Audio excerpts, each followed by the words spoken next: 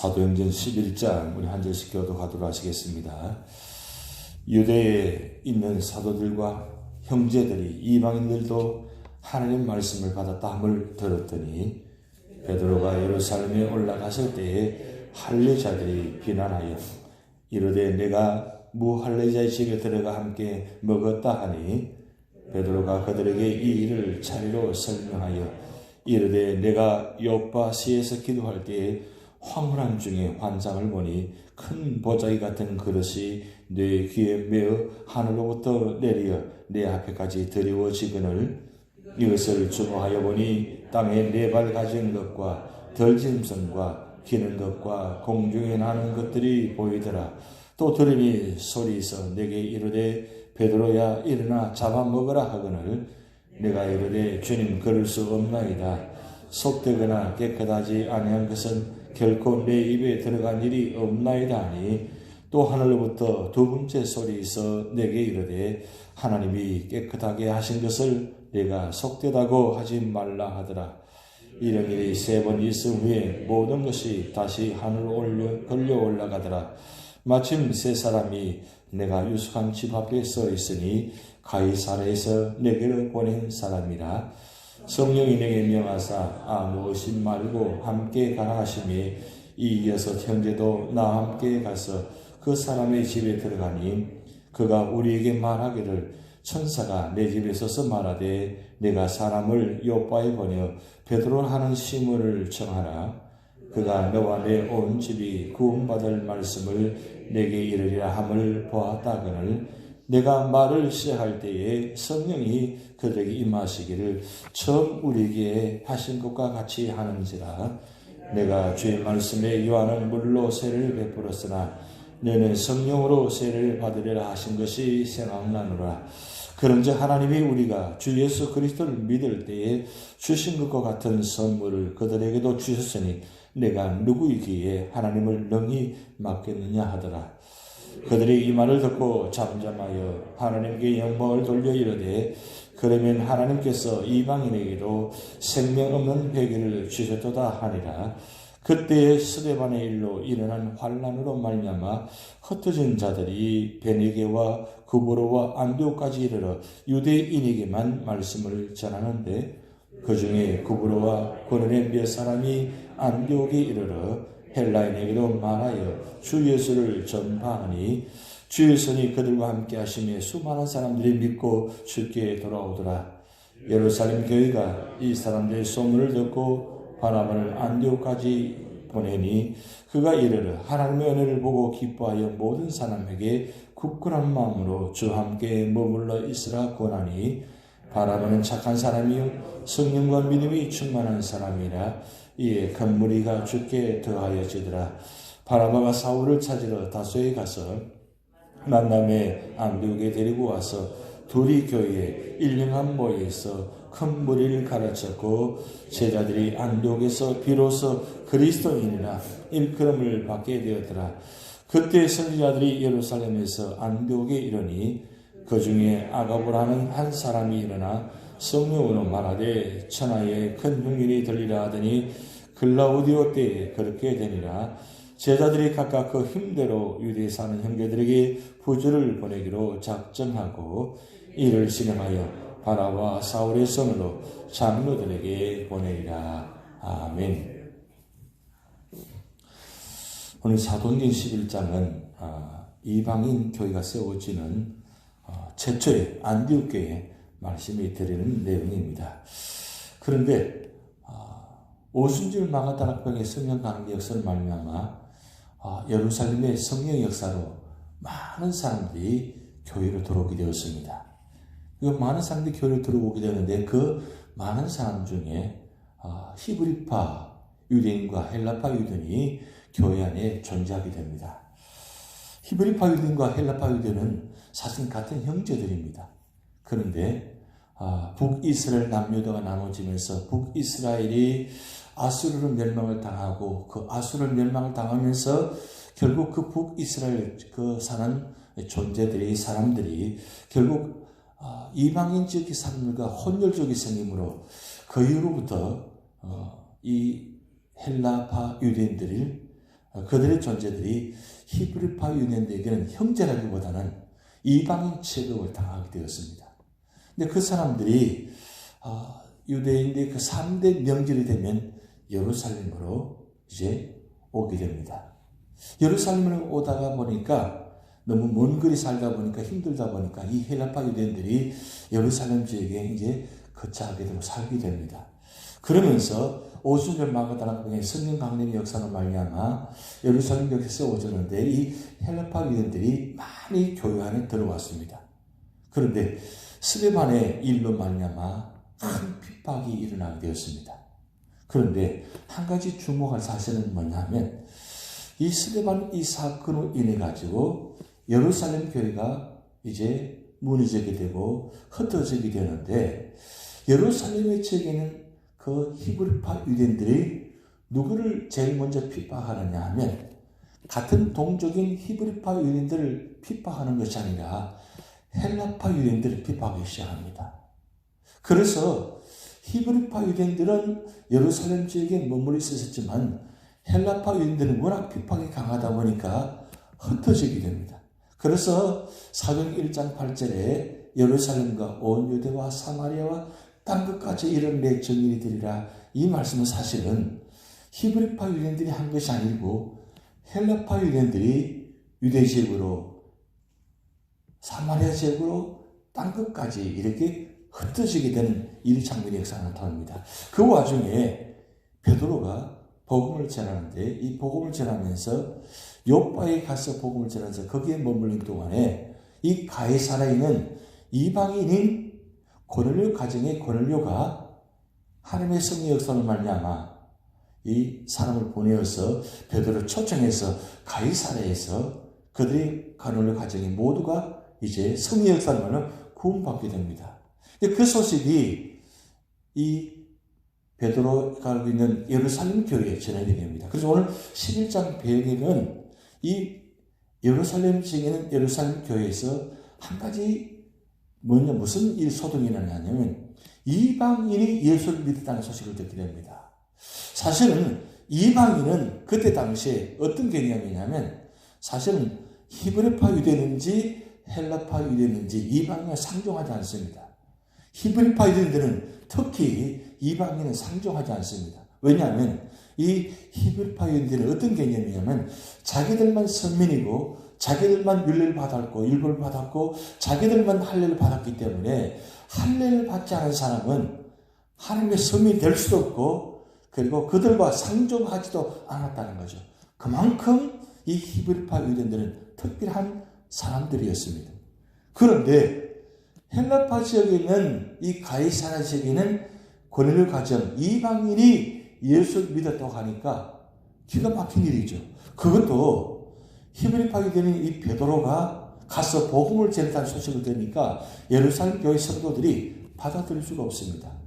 그래서 오늘 사도행전 1장에 보면 하나님의 말씀을 받았다는 들었더니 베드로가 예루살렘 올라갔을 때 할례자들이 비난하여 이렇게 말씀드리고 되었습니다. 그러니까 이 히브리파 유대인들은 이방인은 예수 믿으면 안 되고 그들은 구원받으면 안 되고 오직 누구만 구원받아야 되느냐? 자기들만 구원받아야 된다는 거죠. 그러니까 베드로가 불륜받습니다. 베드로가 와서 복음을 하는데 굉장히 hillen합니다. 어떻게 그럴 수 있냐고. 당신이 어떻게 이방인들에서 복음을 전해서 그렇게 구원받게 하느냐고 hillen하니까 베드로가 있는 그대로 사실 말씀을 전합니다. 이 모든 일들은 성령께서 하신 일이라고. 성령께서 하신 일이기에 내가 순종했고 그래서 17절 말씀에 이렇게 말씀 기록됩니다. 베드로가 이렇게 고백합니다. 그런즉 하나님이 우리가 주 예수 그리스도를 믿을 때 주신 것 같은 선물을 그들에게 주셨으니 내가 누구이기에 하나님을 능히 맡겠느냐 하더라.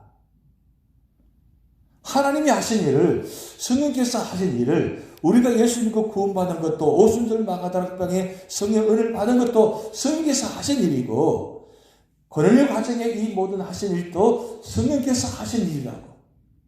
그렇게 베드로가 담대히 말씀을 전하니까 오늘 18절 말씀이 그들의 이 말을 듣고 잠잠했다고 했습니다. 참 이 유대인과 이방인의 관계가 참 복잡합니다.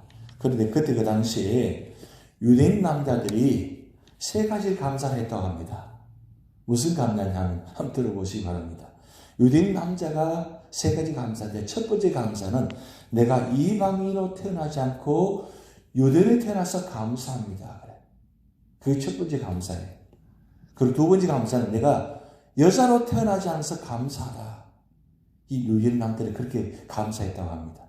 그리고 세 번째는 노예로 태어나지 않은 것에 내가 감사합니다. 라고 그렇게 감사했다고 합니다. 얼마나 이 특별한 사람들인지 첫 번째 말씀드린 내가 이방인으로 태어나지 않은 것에 내가 감사하다. 그래서 여러분 에베소서 2장 1절, 2절, 11절, 12절 말씀 보면 이 바울이 이렇게 고백했어요. 그들이 복음을 전하면서 이렇게 말씀합니다. 너희들은 육체로는 이방인이다 그랬어요. 육체로는 이방인이다. 그리고 할례받지 못한 무리들아. 할례받지 못한다. 이 할례받지 못한 것에 대해서 얼마나 여러분 대단한지 그 할례받지 못한 사람에게 죽지 않기 위해서 스스로 자결한 사람이 있죠. 그게 누굽니까? 사울입니다. 사울 왕이 할례받지 않은 사람에게 죽임을 당하지 않게 해서 자기 스스로 목숨을 끊었다는 거예요. 그 정도로 할례받지 못하는 거, 할례받은 것에 대해서 그만큼 차이가 있었다는 거죠. 할례받은 것에 대해서 저들은 굉장히 설명의식을 갖고 내가 할례받았다는 사실을 하나님 택한 백성이었다는 것, 그만큼 굉장히 유대인들은 자부심을 가졌다는 거죠. 그리고 그리스도밖에 있었다는 것, 그리스도밖에 있지 못하면 결국 구원받지 못한다는 거죠. 그리고 이스라엘 나라의 밖의 사람들이다. 결국 이스라엘만 구원받은 사람들이라고 생각하고 있다는 거죠. 그러면서 결국은 약속에 대해서 언약에 바뀌는 사람들이다. 약속은 누구만 받았느냐? 바로 유대인들 자기들만 받았다는 거죠. 그러면서 이방인들 향해서 이야기합니다. 너희들은 세상의 소망 없는 사람들이다. 그리고 하나님도 없는 사람들이다. 오직 유대인들만 하나님이 있는 사람이고 그리고 유대인들만 소망이 있는 사람들이다. 그렇게 생각하는 사람이 유대인들이 있다는 거죠. 그것도 특별히 히브리파 유대인들. 그렇게 생각하는 그들이 이방인도 구원받아도 소식 들으니까 얼마나 기가 막히겠어요. 예수를 믿고 구원받았음에도 성의 역사로 구원받았음에도 그들이 그렇게 생각했다는 거죠. 이게 참 놀라운 사실이죠. 그럼 그때만 그러냐? 오늘 우리가 신앙생활을 하면서 과연 우리는 어떤 모습을 살아가느냐? 혹시 교회 안에 내가 히브리파 유대인이다. 저 사람은 헬라파 유대인 사람이다. 저 사람은 이방인이다. 혹시 그렇게 생각하는지는 아는지 모르겠습니다. 겉으로는 말이에요. 우리 다 같은 형제들이고 같은 믿음의 사람인데 혹시 우리 마음속에 저 사람 절대 구원받아서는 안 된다고 혹시 생각하지는 않느냐 이거죠. 그게 오늘날 많은 교회 안에 모습들이 있다는 거죠. 겉으로는 이방인이다. 헬라파 유대인이다. 히브리파 유대인이다. 그렇게 구분하지 않지만 마음속으로는 혹시 그렇게 생각하지 않느냐는 거죠. 성의 역사는 모두가 다 구원받는 것입니다. 지금 이 헬라파 지역에 이 안디오기 지역에 복음을 전하는데 보세요. 헬라파 유대인들이 흩어져서 복음을 전하는데 오늘 19절 말씀 보면 이렇게 말씀이 기록되어 있습니다. 그때 스데반의 일로 일어난 환란으로 말미암아 흩어진 자들이 베네게와 구브로와 안디오까지 이르러 유대인에게만 말씀을 전하는데 그랬어요. 지금 흩어져서 복음을 전하는 사람들은 누굽니까? 헬라파 유대인들이에요.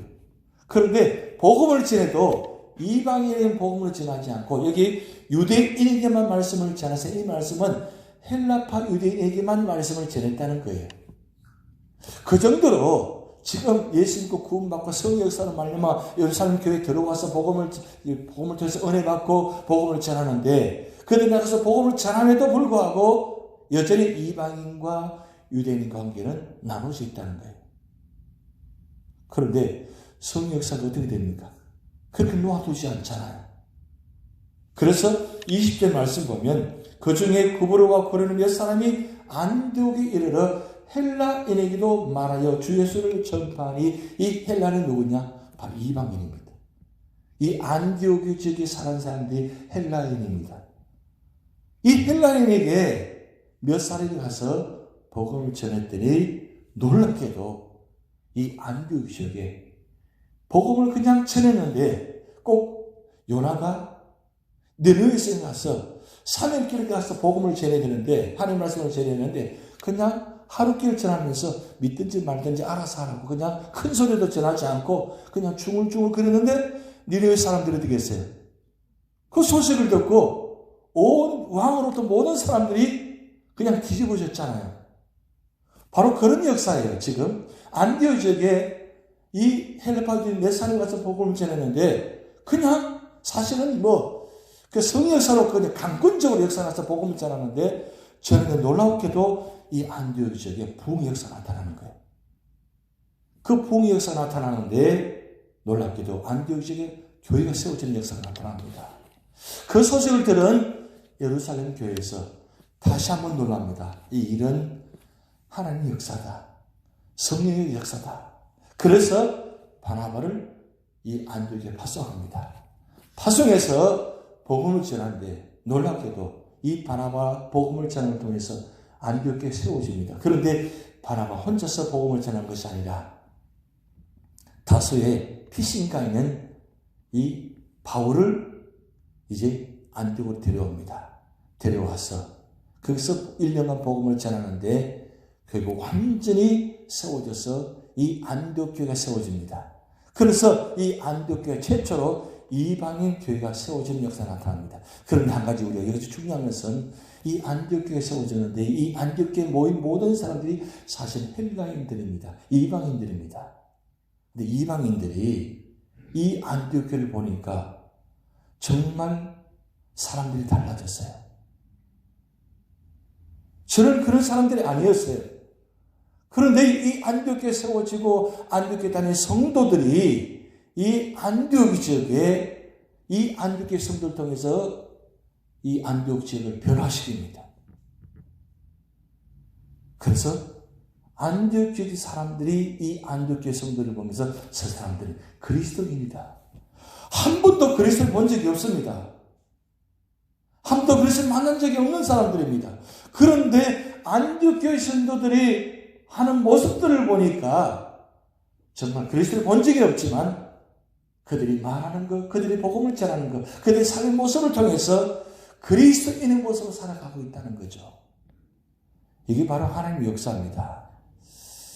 오늘 우리 교회가 이 뉴저지 지역에 온 세상에 그리스도인으로 세워지는 교회, 뉴저지 연합장로 교인들은 그리스도인들이 모이는 교회다. 이런 소문하는 교회가 되기를 주님으로 축복드립니다. 주기도문 하시겠습니다. 하늘에 계신 우리 아버지, 이름이 거룩힘을 받으시오며 나라의 마옵시며 뜻이 하늘에서 이룬 것 같이 땅에서도 이루어지이다.